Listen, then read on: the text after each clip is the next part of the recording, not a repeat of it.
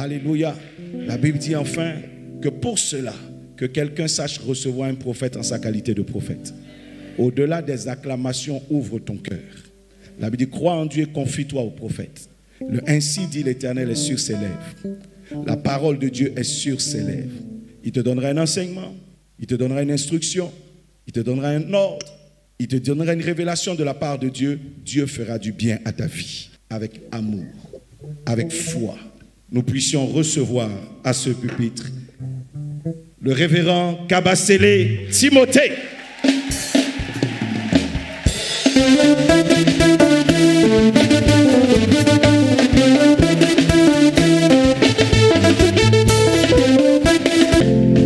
Amen. Que Dieu te bénisse abondamment.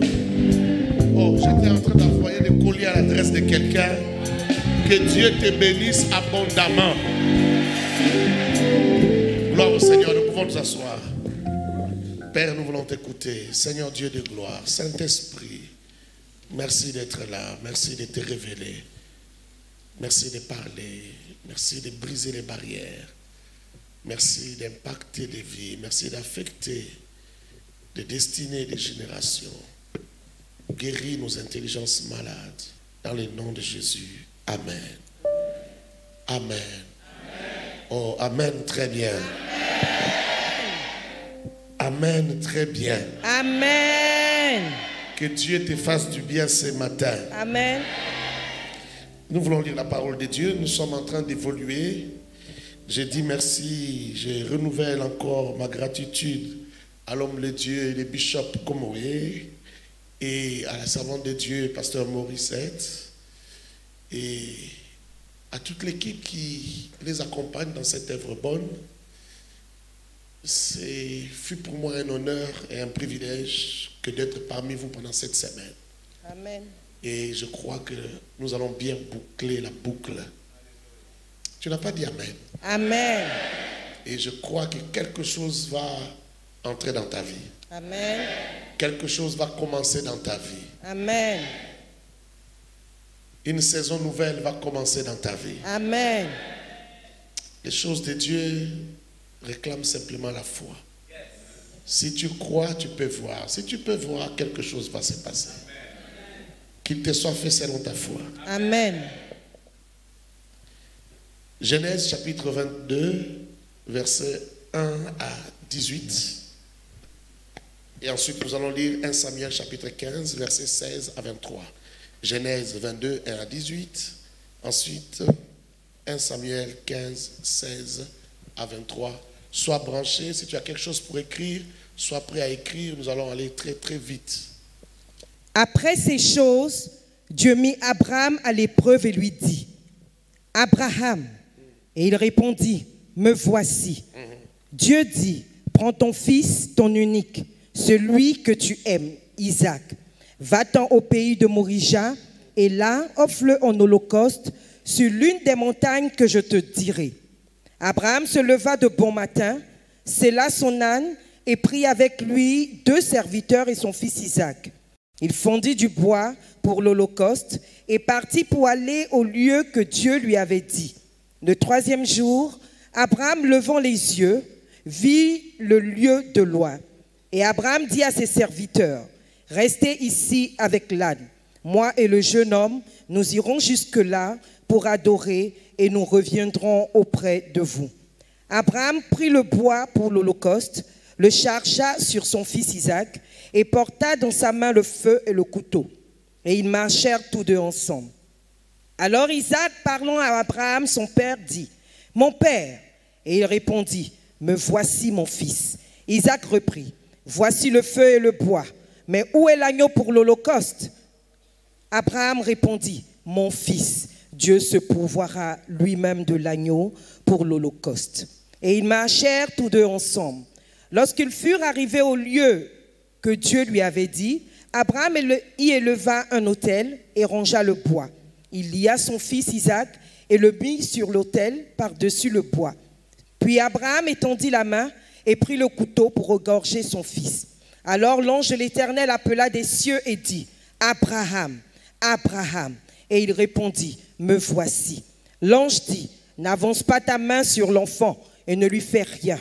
Car je sais maintenant que tu crains Dieu et que tu ne m'as pas refusé ton fils, ton unique. Abraham leva les yeux et vit derrière lui un bélier retenu dans un buisson par les cornes. Et Abraham alla prendre le bélier et l'offrit en holocauste à la place de son fils. Abraham donna à ce lieu le nom de Jéhovah-Jireh. C'est pourquoi l'on dit aujourd'hui à la montagne de l'Éternel, il sera pourvu. L'ange de l'Éternel appela une seconde fois Abraham des cieux et dit, je le jure par moi-même, parole de l'Éternel, parce que tu as fait cela et que tu n'as pas refusé ton fils, ton unique, je te bénirai et je multiplierai ta postérité comme les étoiles du ciel, comme le sable qui est sur le bord de la mer, et ta postérité possédera la porte de ses ennemis. Toutes les nations de la terre seront bénies en ta postérité parce que tu as obéi à ma voix. Amen. 1 Samuel 15. 1 Samuel 15, 16 à 23. Samuel dit à Saül, arrête et je te déclarerai ce que l'Éternel m'a dit cette nuit. Et Saül lui dit, parle. Samuel dit, lorsque tu étais petit à tes yeux, n'es-tu pas devenu le chef des tribus d'Israël? Et l'Éternel ne t'a-t-il pas oint pour que tu sois roi sur Israël? L'Éternel t'avait fait partir en disant, va et dévoue par interdit ces pécheurs, les Amalécites. Tu leur feras la guerre jusqu'à ce que tu les aies exterminés. Pourquoi n'as-tu pas écouté la voix de l'Éternel? Pourquoi t'es-tu jeté sur le butin et as-tu fait ce qui est mal aux yeux de l'Éternel? Saül répondit à Samuel, j'ai bien écouté la voix de l'Éternel et j'ai suivi le chemin par lequel m'envoyait l'Éternel. J'ai amené Agag, roi d'Amalek, et j'ai dévoué par interdit les Amalécites. Mais le peuple a pris le butin, des brebis et des bœufs comme prémisse de ce qui devait être dévoué afin de les sacrifier à l'Éternel ton Dieu à Gilgal. Samuel dit, l'Éternel trouve-t-il du plaisir dans les holocaustes et les sacrifices comme dans l'obéissance à la voix de l'Éternel? Voici, l'obéissance vaut mieux que les sacrifices et l'observation de sa parole vaut mieux que la graisse des béliers. Car la désobéissance est aussi coupable que la divination, et la résistance ne l'est pas moins que l'idolâtrie et les théraphim. Puisque tu as rejeté la parole de l'Éternel, il te rejette aussi comme roi. Amen. Amen. Sois connecté, je vais décoller et je vais y aller très rapidement. Je commence là où je me suis arrêté hier et puis je vais entrer dans la matière du jour. Nous étions en train de dire hier, parmi les 7 vérités sur la bénédiction, nous avions dit 4, la bénédiction détermine la nature et la taille des combats ainsi que les ennemis de votre vie. Amen. Amen. Jésus-Christ était grand devant Dieu et lorsqu'il est venu sur la terre, les combats ont commencé. Déjà bébé, il a fait face à un roi, un grand roi comme Hérode. Les genres d'ennemis que tu as, la taille des problèmes que tu as, détermine quel genre de destinée tu as. Est-ce que je parle à quelqu'un? Que les problèmes, les ennemis, ne te renvoient pas un autre message. C'est un message de ta grandeur. Non, tu ne m'as pas compris. J'ai dit c'est le message de ta grandeur. Non, tu ne m'as pas compris. J'ai dit c'est le message de ta grandeur. La taille de la bénédiction qui est en toi provoque la taille des ennemis et des problèmes qui vont t'acculer. Est-ce que je parle à quelqu'un? Est-ce que je parle à quelqu'un? Si tu n'es rien, tu ne seras pas combattu. Mais si tu es quelque chose, si tu es quelqu'un, tu seras combattu.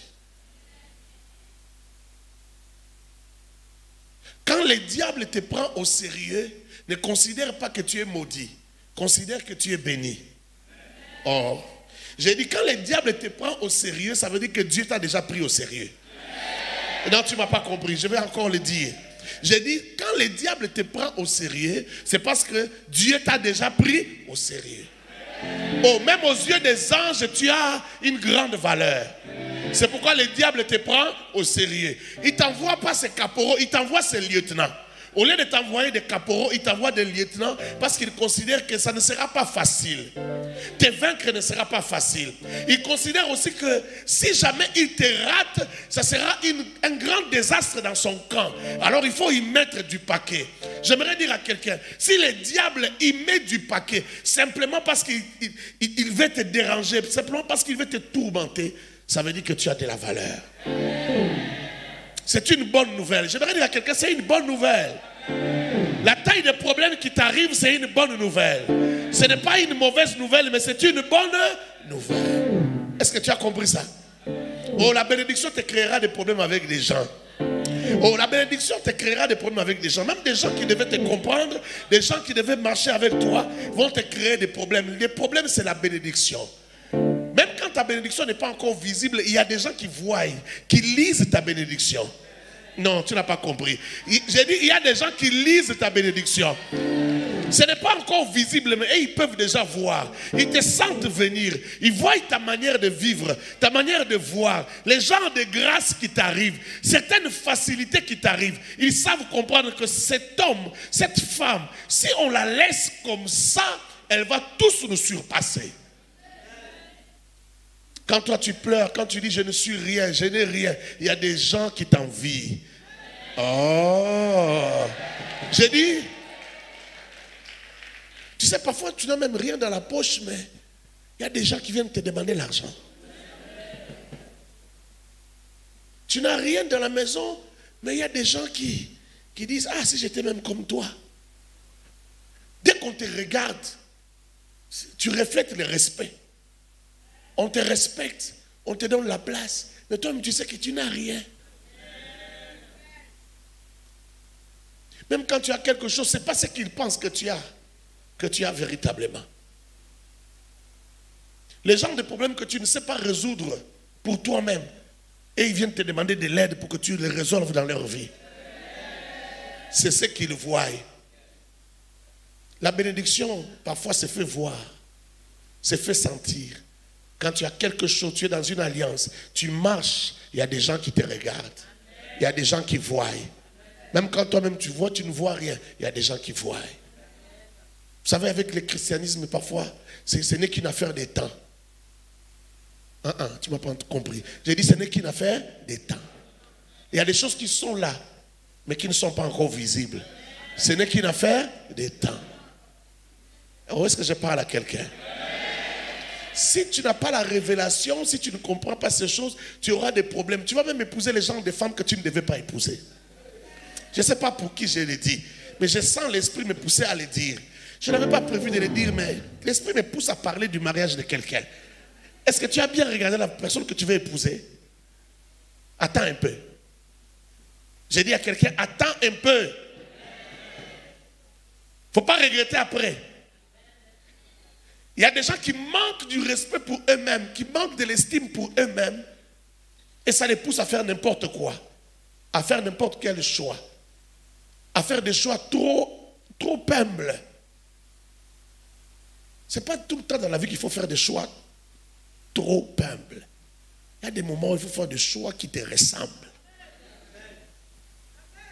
Ton silence m'inquiète. Ton calme là m'inquiète. Est-ce que tu comprends ce que j'ai dit? Il y a des moments où il faut faire des choix vraiment qui te ressemblent. Ma soeur, est-ce que tu m'écoutes? Toi qui es dans la chorale, tu m'écoutes? Tu veux épouser un homme, tout le monde regarde et dit, hé, cet homme-là ne te va pas. Arrête-toi, regarde bien. Tu es trop pressé, attends. Il y a une bonne personne qui arrive. Il y a une bonne personne qui a la pointure de ta bénédiction. Qui ressemble à ta bénédiction. Est-ce que je parle à quelqu'un? Ne te néglige pas trop. Les problèmes que tu as, ce n'est pas parce que tu n'es rien. Ce n'est pas parce que toi, tu as toujours eu des problèmes. Ah, moi, j'ai toujours eu des problèmes. Moi, c'est toujours, pour avoir quelque chose, c'est toujours dans les combats, c'est toujours dans les difficultés. Non, toujours dans les combats, toujours dans les difficultés, parce qu'on te craint. C'est ça la vérité. On te craint. On craint ton épanouissement. On craint que tu aies les mains libres. On craint que tu t'épanouisses. Parce que si tu t'épanouis, tu vas leur créer trop de problèmes. Il ne faut pas que tu t'épanouisses. C'est ça leur problème. Mais ne crains pas. De la même manière, ils n'ont pas été capables de te tuer à la naissance. De la même manière, ils n'ont pas été capables de te tuer aujourd'hui. De la même manière, tu finiras par t'épanouir. Ce n'est qu'une affaire de temps. Tu finiras par t'épanouir. Est-ce que je parle à quelqu'un? Chakarabo. J'ai dit tu finiras par t'épanouir. Je ne sais pas si je finirai. Je crois que je couperai. Je ne sais pas si je finirai. Faut pas avoir peur. Ce n'est qu'une affaire de temps. Dis à ton voisin, ce n'est qu'une affaire de temps. Dis-lui, ce n'est qu'une affaire de temps. Dis-lui, ce qu'il retienne là va finalement arriver. Dis-lui, ce qu'il retienne là va finalement arriver. On te bloque les mains, on te bloque, on crée ton épanouissement. Mais ça va finalement arriver. Chakarabo. Ça va finalement arriver. Il y a des choses dans la vie qu'il ne faut pas essayer d'étouffer. Il y a des choses dans la vie qu'il ne faut pas essayer de retenir. Quand tu les retiens, quand tu les étouffes longtemps, ça va poser un problème. Ça va venir, ça va sortir, mais par l'explosion. Il y a des choses, quand tu les retiens, ça va sortir, mais par l'explosion. Amen. Même les champagnes, même les vins, tu secoues, tu retiens les bouchons. Et là, à un certain moment, les bouchons vont faire quoi?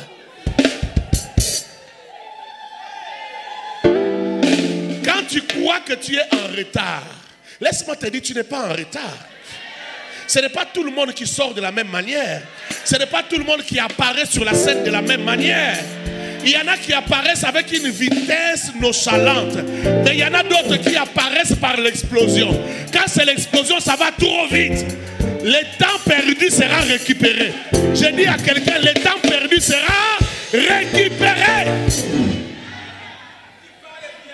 Il y a des gens qui ont eu des enfants à 50 ans, à 40 ans, à 70 ans.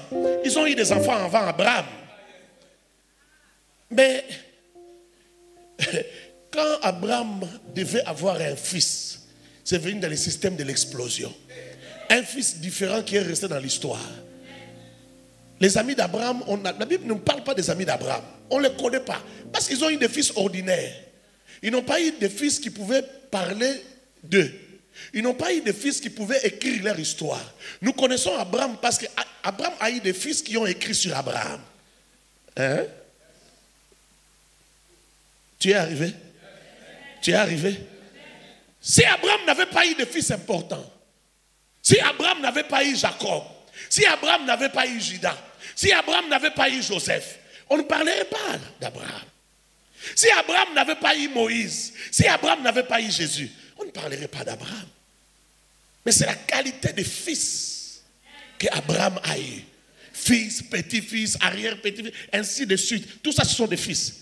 C'est la qualité. Et cette qualité est sortie de qui? D'Isaac. Et lorsque les autres ont eu leurs enfants, ils ont vécu peut-être 30 ans, 40 ans avec leurs enfants. Abraham a eu son fils en retard, selon les hommes. Mais après ses fils, il a vécu encore 75 ans. Est-ce qu'il y avait retard? Non. Et il avait la vigueur d'élever ses fils comme si il avait 40 ans ou 50 ans. Je dis à quelqu'un, tu n'as rien perdu. Oh, je ne sais pas pourquoi je traîne là, je crois que je parle à quelqu'un. Je dis, tu n'as rien perdu. Je parle à une femme dans cette salle, je dis, tu n'as rien perdu. Non, je dis à quelqu'un, tu n'as rien perdu. Je parle à un pasteur, je dis, tu n'as rien perdu. Il y en a qui pleurent, oh, je commence mon ministère en retard. Je dis, tu n'as rien perdu, sois bien. Tu n'as rien perdu. Est-ce que tu m'as entendu? Est-ce que le message a été délivré? Je parle à quelqu'un, je dis, tu n'as rien perdu. Tout dépend de la vitesse que tu vas prendre. Tout dépend de la vitesse que tu prendras lorsque la voie sera ouverte. Tu n'as rien perdu. Il y a des gens qui ont commencé avant. Ce n'est pas un problème. Toi, tu commenceras. Mais la différence, c'est la vitesse. Que quelqu'un comprenne. Ah, comprenne qui pourra. 5. La bénédiction t'assurera de victoire face à des personnes qui possèdent des biens qui te seront donnés comme héritage de la bénédiction de l'Éternel. Dieu est bizarre. Dieu fait des promesses sur quelque chose qui est entre les mains des gens. Il dit à Israël que je te donne la Palestine. Il a déjà dit ça à son grand-père. Il a dit ça à Abraham. Mais la Palestine est habitée. Il y a des peuples qui considèrent que la Palestine leur appartient. Mais Dieu dit, c'est pour toi, c'est pour Israël. Est-ce que je parle à quelqu'un? Donc la bénédiction détermine qui sera vainqueur du combat que nous allons livrer. Lorsque tu vas entrer dans l'obéissance pour prendre ce qui est à toi, toute personne qui sera devant toi perdra le combat. Pourquoi? Parce que c'est à toi que l'Éternel a donné la chose. Est-ce que je parle à quelqu'un? Donc la bénédiction que Dieu te donne, l'alliance dans laquelle tu es entré, détermine les victoires que tu auras dans certains combats de la vie. Il y a des combats qui te font peur, qui te font trembler, parce que tu regardes la taille de l'ennemi. Mais ce que tu ne sais pas, que c'est la bénédiction qui détermine qui va gagner. Ce n'est pas la force, ce n'est pas le nombre de militaires, c'est pas le matériel militaire, ce n'est même pas le nombre d'armées ou de peuples qui se trouvent sur le terrain. Est-ce que je parle à quelqu'un? Ce n'est même pas la taille des combattants. Les fils d'Anak qui sont là, ce n'est pas ça le problème. Mais c'est la bénédiction qui détermine qui va remporter la victoire. Il y a des choses devant lesquelles tu es complexé. Et pourtant, ces choses t'appartiennent. Je crois que tu résistes. Tu ne veux pas comprendre. J'ai dit, ces choses-là t'appartiennent. Ah, tu as un problème, tu dis non. Ah non, pas ça. J'ai dit, ça t'appartient. Il y a même des gloires dans la famille qui t'appartiennent. Quand tu regardes ton oncle là, toute la gloire qu'il a eue dans ce pays, tu dis, ah, c'est mon oncle. Mais la gloire qui arrive devant toi, c'est plus que la gloire de ton tonton là. C'est toi qui vas devenir la référence de ta famille. Est-ce que je parle à quelqu'un? Bon, qu'il te soit fait selon ta foi. Qu'il te soit fait selon ta foi. Ce que tu crois, c'est ce que tu vivras. Ce que tu crois, c'est ce qui va arriver. Ce que tu crois, c'est ce que tu vas saisir. Ce que tu crois, c'est ce qui va s'imposer à toi. 6. La bénédiction de l'alliance est une destinée. La bénédiction de l'alliance est une destinée. Tu es devenu le fils du bishop Komoué, la fille du bishop Komoué, parce que c'est la destinée. Il n'y a pas de hasard avec Dieu. Il ne joue pas au jeu des dés, au jeu des 6. Dieu ne joue pas à ces choses-là. Dieu ne fait pas les choses par hasard. Il prévoit les choses. Ça te surprend, mais Dieu les connaissait à l'avance. Là où Dieu t'a amené à faire alliance, c'est ta destinée. C'est ton histoire. Ta bénédiction est là. Parce que c'est ta destinée. Est-ce que je parle à quelqu'un? Mais il faut savoir saisir l'opportunité. Hier, j'ai donné un exemple ici. De la bouteille. C'était hier ou avant-hier. De la bouteille. On peut te donner, mais il faut prendre. Si je te donne et que tu ne te lèves pas, tu ne viens pas chercher, tu ne tends pas la main, tu ne prendras pas. Donc il faut avoir la révélation de l'opportunité. Est-ce que tu sais qu'il y a quelque chose là où Dieu t'a mis? Est-ce que tu sais qu'il y a quelque chose là où Dieu t'a placé? Si tu ne le sais pas, tu vas vivre là longtemps et tu vas rater les jouir de certaines choses. Est-ce que je parle à quelqu'un? C'est pourquoi lorsque tu ne crois pas, on peut t'appeler archibishop. Mais si tu ne crois pas que Dieu t'a accordé quelque chose, tu ne le vivras pas. Et tu seras choqué. C'est parmi les plus grands chocs que nous aurons au ciel. Quand nous irons à la rencontre du Seigneur, nous nous rendrons compte que nous aurions pu être autre chose que ce que nous avons été. À certains moments, il nous a manqué le courage. À d'autres moments, la capacité de reconnaître l'opportunité. À un autre moment encore, il nous a manqué les ailes. À un autre moment encore, il nous a manqué, qu'est-ce que je peux dire, l'encouragement pour avancer. On a manqué l'encouragement. C'est pourquoi dans la vie, quand personne ne t'encourage, encourage-toi toi-même. Parce que tu es seul devant ton destin. Si tu ne vis pas ta vie, tu t'apprendras qu'à toi-même. Quand personne ne t'encourage, encourage-toi. Quand les yeux des gens te disent que toi tu ne peux pas, toi-même regarde-toi au miroir, dis-toi que tu peux. Est-ce que je parle à quelqu'un? Quand tu te regardes au miroir, ne dis pas que tu manques la beauté. Crois que tu peux faire quelque chose. Crois que tu peux être intéressant. Crois que tu peux être une personne intéressante. Est-ce que je parle à quelqu'un? Septième chose, la bénédiction est transmissible. Si quelqu'un a quelque chose, il peut le donner à un autre. Ce que le bishop a, il peut te le donner. Ce que j'ai, je peux te le donner. Tout ce que j'ai, je ne les ai pas reçus en forme matérielle. La plupart des choses importantes que j'ai, je les ai reçues en forme de parole. Donc pendant que j'ai ce micro, je peux te communiquer ce que j'ai reçu. Ce qui m'a donné la forme peut te donner aussi la forme. Toute grâce est transmissible. Quelqu'un m'a compris? Alors sois prêt à capter quelque chose. Ce matin, je te parle de l'obéissance aux instructions. Beaucoup de gens ont du mal à comprendre comment Dieu fonctionne. Dieu est simple et à la fois compliqué. Pourquoi j'ai dit compliqué? Parce que je constate que les hommes ont du mal à marcher avec Dieu. Ça complique les hommes. Dieu peut te demander de faire une petite chose que toi tu ne trouves pas importante, tu trouves banale. Mais au travers de cette obéissance, il y a la bénédiction de ta vie. Parfois Dieu ne recherche qu'une petite obéissance. Parce qu'il y a des mots qui sont interchangeables lorsqu'il s'agit de la visitation de Dieu ou de la bénédiction. C'est comme la crainte de Dieu. La crainte de Dieu égale l'obéissance. L'obéissance, là, c'est aussi égal à la foi. Parfois, Dieu recherche la foi. Parfois, il recherche l'obéissance. Parce que si tu as la foi, tu vas obéir. Si tu as la foi, tu vas craindre.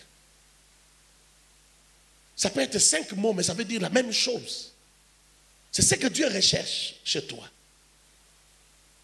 Mais toi, tu regardes, tu dis, pourquoi je dois faire ça? Si je bouge ces livres, je mets là, ça va changer quoi?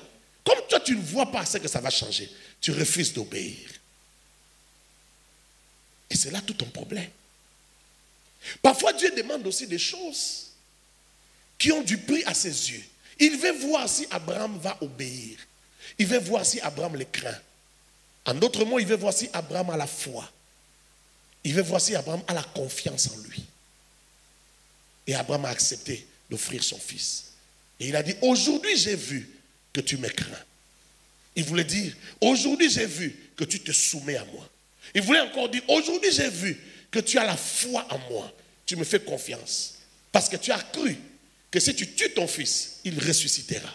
Mais parce que tu as fait cela, voilà ce que moi j'ai fait. Il a commencé à citer ce qu'il fera. Parmi les choses qu'il cite, il y a des choses qu'il avait déjà citées avant. Qu'il avait déjà citées dans Genèse 12. Il y a des choses que Dieu peut te promettre, mais ces choses n'arriveront que lorsque tu auras fait cela. Si tu n'as pas fait quelque chose, ça n'arrivera pas. Il y a des choses pour que ça arrive, il faut que tu fasses quelque chose. Il faut que tu démontres à Dieu que tu peux lui obéir. Il faut que tu démontres à Dieu que tu as confiance en lui. Il faut que tu démontres à Dieu que même lorsqu'il te demande une petite chose, tu crois que de cette obéissance, une grande chose peut arriver. Est-ce que je parle à quelqu'un? Beaucoup de gens dans leur vie, de grandes choses ne sont pas arrivées. Soit parce qu'ils étaient incapables de capter la voix de Dieu, la volonté de Dieu. Il a senti quelque chose, fait ceci, mais il n'a pas cru que c'était Dieu qui lui parlait. Incapable de saisir la voix de Dieu. Alors il n'a rien fait. D'autres encore, parce qu'ils n'ont pas obéi. Il a saisi, mais il n'a pas voulu obéir. On a dit à Saoul, vous pas interdit le peuple Amalek. Tue tout le monde, tue le roi, tue tout le monde, tue tous les animaux. Massacre tout. C'est Dieu qui a demandé qu'il fasse ça. Parce que Dieu avait des comptes à rendre à ses peuples. Ces peuples avaient barré la route à Israël lorsque Israël entrait dans la terre promise. Dieu avait une dent contre ces peuples. Il envoie le roi qu'il a placé, qu'il a institué. Il dit, va et tue tout le monde. Le roi va et il ne tue pas tout le monde. Il garde le roi des Amalécites vivant. Il garde les bœufs, les animaux, parce que ils ont bonne mine. Les troupeaux là, bonne mine. Ils ont une race particulière, une race qu'on envie. Au lieu de tout détruire, ils ont ramené les butins. Et Dieu envoie son prophète. Est-ce que c'est le temps de ramener des butins? Oh non, ce n'est pas moi. Moi, j'ai obéi. Mais c'est le peuple qui a ramené pour offrir à Dieu des holocaustes. Juste des prétextes. Et le prophète lui dit, toi, tu crois que la graisse, les sacrifices, ça vaut plus que l'obéissance. Parfois, tu donnes à Dieu ce qu'il ne t'a pas demandé. Dieu a besoin de ta foi. De la même manière, ils voulaient montrer qu'ils avaient la foi et l'amour en Dieu. C'est pourquoi ils amenaient des offrandes. Ils voulaient donner tout ça comme sacrifice, comme holocauste à Dieu. De la même manière, Dieu voulait qu'ils croient plus que cela. Qu'ils croient que même sans ces choses-là, l'obéissance qu'ils allaient rendre à Dieu, ça allait plaire à Dieu plus que ça.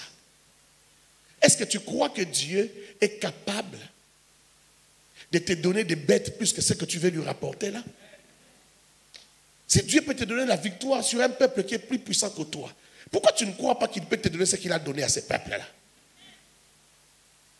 Ils n'ont pas compris que leur foi, ce qu'ils pensaient être la foi, était inférieur à ce que Dieu leur demandait.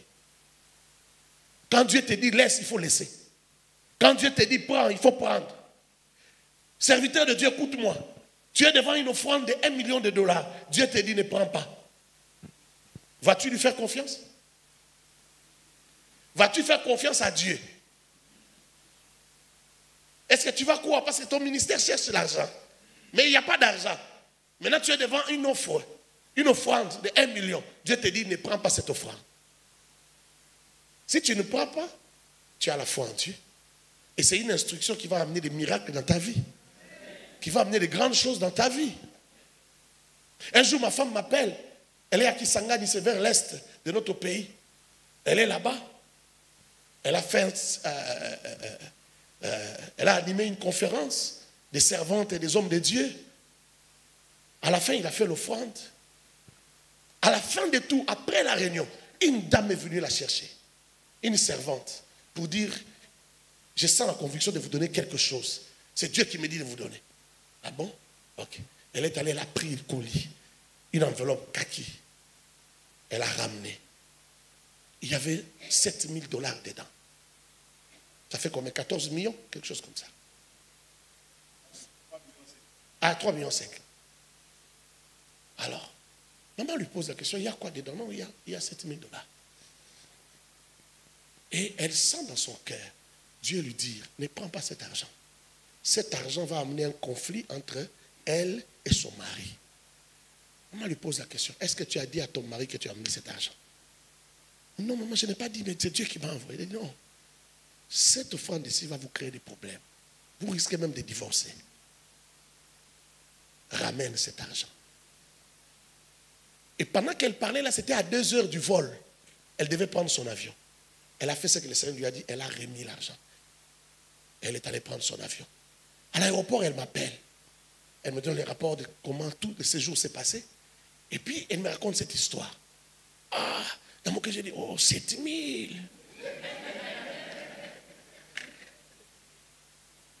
Quand elle racontait, je pensais qu'elle avait les 7 000. Mais à la fin de l'histoire, elle dit, non, j'ai rendu. Est-ce que tu comprends? Quand elle racontait, je pensais que l'affaire allait être bonne. Parce que la femme est allée, maman ne part pas. Elle est allée vite prendre l'argent, elle l'a ramené. Elle ramène l'argent le lendemain, c'est-à-dire le jour du voyage. Or, elle me racontait ça pour me dire, le Seigneur m'a demandé de retourner l'argent. Quand elle est arrivée à la fin de son histoire, je suis resté en train de réfléchir. J'ai dit, ah, Dieu sait ce qu'il est en train de faire. Parfois, Dieu nous teste simplement. Il teste ta fidélité. Tu verras quelqu'un venir te donner l'argent, mais pas pour toi. Il te dit, donne à la servante de Dieu là. J'aime son ministère. Un jour, on s'est rencontrés, elle m'a béni. Donne. Tu regardes comme ça. 10 millions. Mais elle ne sait pas. Elle ne connaît même pas cette personne qui a donné l'argent. Est-ce que la tentation ne va pas te pousser à prendre cet argent ou à couper une partie. Elle n'attend rien. Ce n'est pas une dette. Mais on te demande, dans les secrets, on te dit, prends, va donner. Est-ce que tu vas le faire? Ce sont des tests. Tu fais ça, Dieu va garder une bonne dent contre toi. Quelqu'un a compris ce que je veux dire, hein? Mais tu ne le fais pas. Dieu voit le niveau de ta foi. Donc toi, tu ne crois pas que Dieu peut t'envoyer aussi 10 millions. Tu dis, c'est impossible, ça ne viendra pas. Qu'est-ce que j'ai fait? J'ai travaillé dans quelle entreprise pour avoir ça? Et pourtant, tu travailles pour le Seigneur. Mais tu ne crois pas que Dieu peut t'envoyer 10 millions. Et tu as fermé une porte. Quand on marche avec Dieu, on doit savoir que les instructions arriveront. Quand on marche avec Dieu, on doit savoir qu'il y aura des examens. Tu ne passeras pas d'une classe à une autre, d'une marche à une autre marche, sans examen. Ta foi sera testée. Ton obéissance sera testée. Et c'est là où beaucoup de gens échouent. C'est pourquoi ils ne montent pas. Quand tu vois quelqu'un n'est pas monté, sache qu'il a échoué à des examens. Dieu peut t'appeler et te dire, tu as un ministère puissant, grand. Mais tu arrives à un certain niveau, tu stagnes. Parfois, tu stagnes simplement parce qu'il y a eu des instructions auxquelles tu n'as pas obéi. Les résultats que tu vois aujourd'hui, la bénédiction que tu vois aujourd'hui, c'est la récompense ou la conséquence d'une obéissance ancienne. Mais quand ça s'arrête, c'est parce qu'il n'y a pas de suite. À certaines instructions, tu n'as pas obéi. C'est pourquoi les choses se sont arrêtées. Est-ce que je parle à quelqu'un? Est-ce que je parle à quelqu'un? Lorsque Dieu te teste, c'est pour t'évaluer et te juger, c'est-à-dire te donner une cote. Il y a des grâces dans ta vie, il y a des bénédictions dans ta vie qui ne se manifesteront que lorsque tu auras la bonne cote. Mais lorsqu'on t'évalue, tu échoues toujours. Tu n'as jamais assez confiance en Dieu. Quand il te dit donne ta voiture, tu n'as pas confiance. Il te teste un peu, fais ceci. Tu échoues toujours. Laisse-moi te dire, avec Dieu, il n'y a pas de rattrapage. En matière de bénédiction, je me suis rendu compte qu'il n'y a pas de rattrapage. C'est ça qu'on appelle rattrapage, non? Repêchage. Il n'y en a pas. Quand tu as raté, tu as raté. Attends un autre examen d'un autre genre. Mais l'examen que tu as raté là, c'est fini.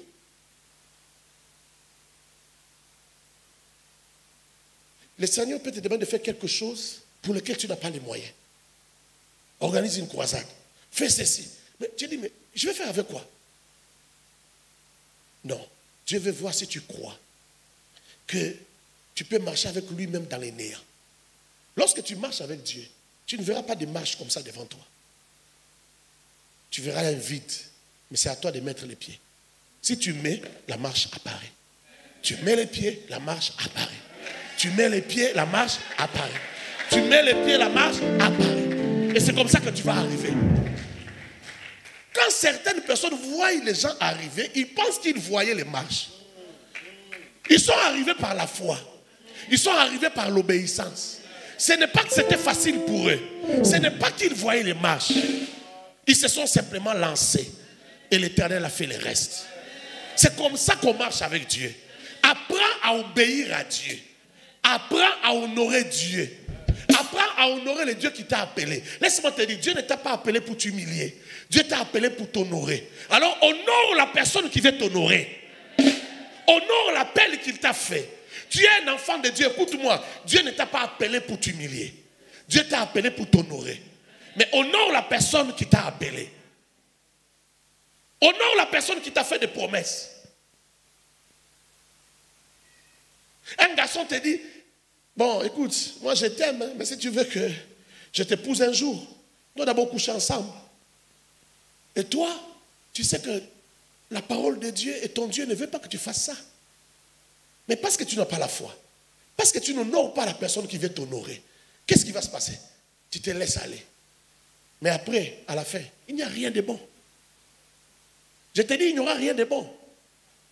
Les bonnes choses ne viennent pas en forme du péché. Hein? Je vais répéter. Les bonnes choses ne viennent pas en forme du péché. Si tu es une bonne fille de Dieu, dis à ces frères-là, mon frère, Dieu t'a béni, mais les diables te tentent. Ça, c'est la tentation du diable. Le diable veut te ravir ce que Dieu t'a donné.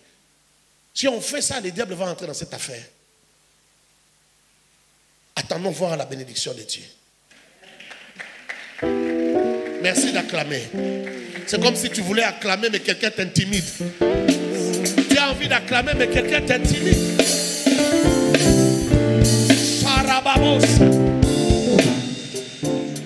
Donc Dieu, il teste ta foi, il teste ta crainte, il teste ta soumission.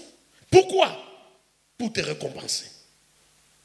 Pour t'amener à un autre niveau. Il veut t'amener à un autre niveau, à un autre level.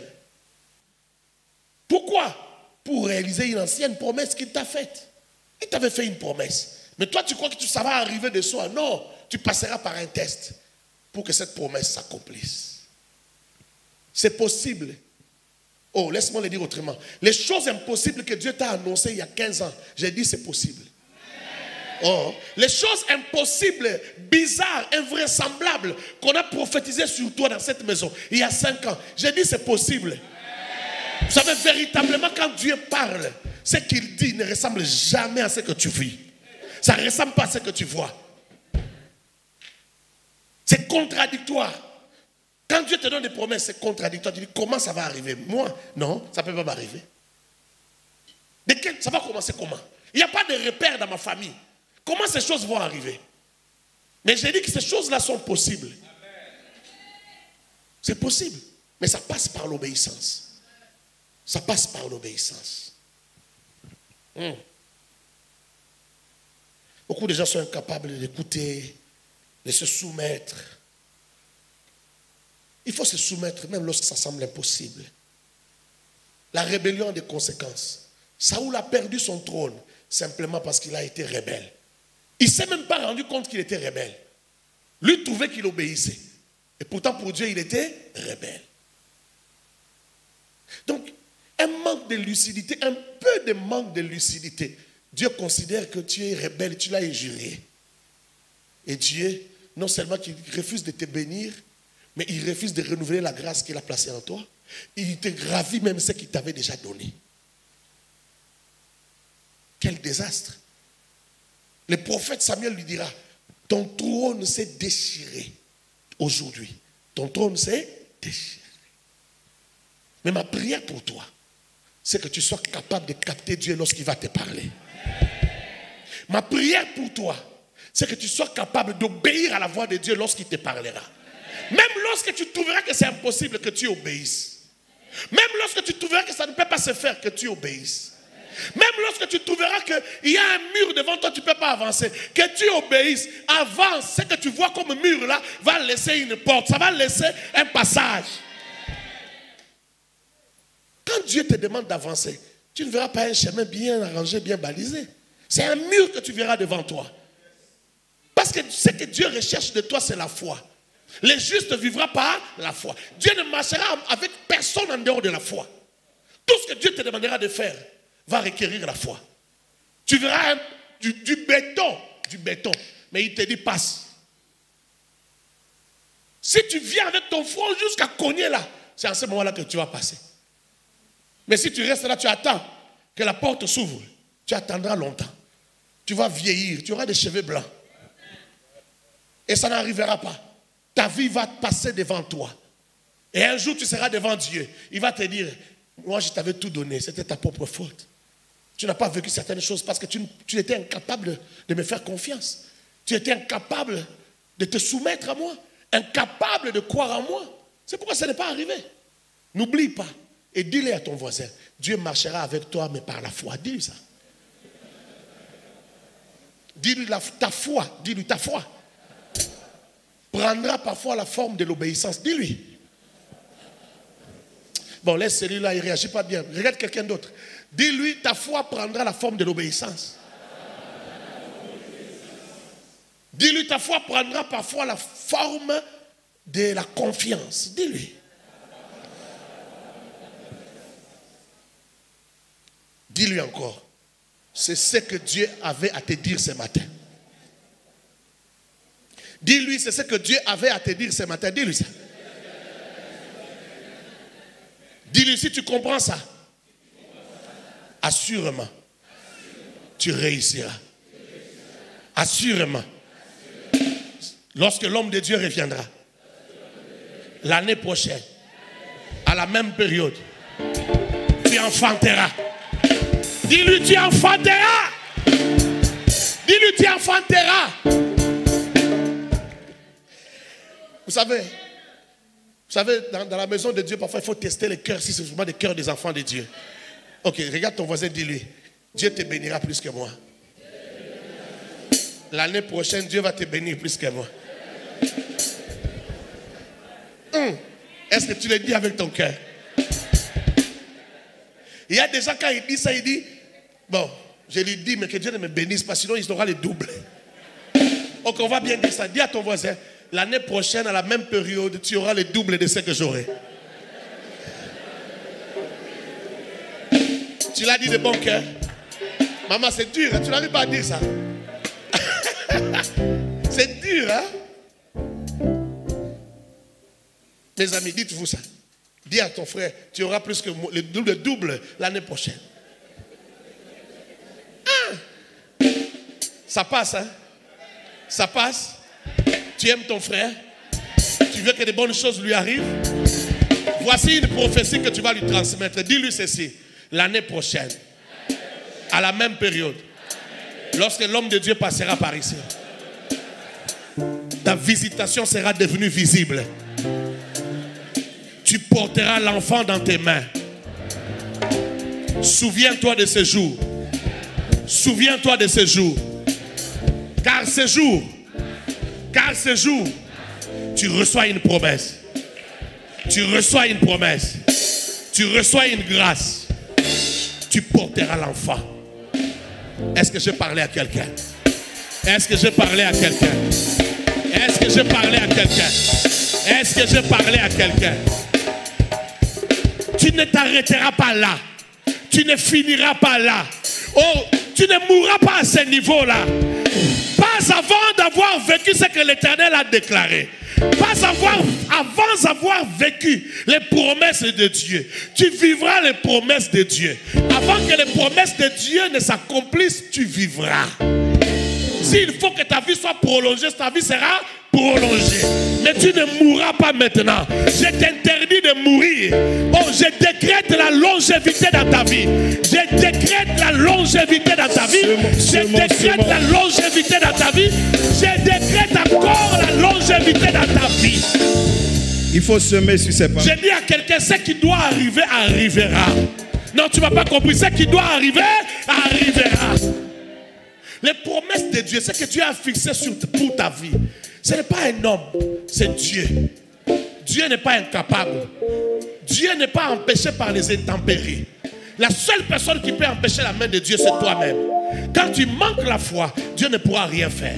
Quand tu manques de soumission, Dieu ne pourra rien faire. Mais si tu acceptes ce matin que Dieu va le faire, alors il le fera. Est-ce que je parle à quelqu'un? Si tu l'acceptes, il le fera. Voilà pourquoi je décrète. Voilà pourquoi je déclare. Il va le faire. Tu ne mourras pas, mais tu le vivras. Tu le toucheras. Tu le palperas. Tu t'en réjouiras. Tu célébreras le nom de l'Éternel. Tu chanteras le louange de Dieu. Tu célébreras Dieu avec des pas de danse. Même sans musique, tu vas danser dans ta chambre. Tu vas te mettre à danser. Sans musique, tu danses. Tu danses pourquoi? Parce que tu as une joie qu'on ne peut pas arrêter. Est-ce que je parle à quelqu'un? Je parle aux hommes et aux femmes qui danseront même sans musique. Je parle aux hommes et aux femmes qui danseront même sans musique. Est-ce que tu crois que c'est possible? Est-ce que tu crois que c'est possible? Tu crois que ça peut arriver? Tu crois que Dieu peut le faire? Tu crois que Dieu est capable de le faire? Si tu le crois, lève-toi là où tu es. Si tu le crois, lève-toi. Chatarabake. Si tu le crois, lève-toi. On va faire une chose avec toi. Si tu parles déjà en langue, lève tes mains, commence à parler en langue. Si tu ne parles pas encore en langue, lève seulement les mains et commence à célébrer Dieu. Glorifie Dieu comme si tu avais vu déjà la récompense. Comme si tu avais déjà vu l'accomplissement des promesses. Bénis-le. Dis-lui, Seigneur, merci pour ce que tu m'as donné. Merci pour ce que tu as fait dans ma vie. Écoute-moi. Écoute-moi. C'est un moment tellement spirituel. Ne blague pas avec ça. Et ne sois pas distrait, les yeux ouverts. Surtout ne reste pas assis. Parce que tu ne comprendras pas comment Dieu va soulever quelqu'un, il va tomber sur toi. Est-ce que je parle à quelqu'un? Vous savez, il y a des démons qui partent pas parce qu'on les a chassés, mais parce que la bénédiction est venue. Il y a des choses, quand la bénédiction arrive, il y a des choses qui partent. Il y a des liens qui se coupent. Mais l'onction aussi est là. Quelqu'un d'autre sera simplement rempli de l'onction de Dieu. Ce matin, tu seras rempli. J'ai dit ce matin, tu seras rempli. Commence à faire ce que je t'ai dit. Soulève tes mains et commence à célébrer Dieu. Je vais t'entendre. Vas-y. Vas-y, vas-y.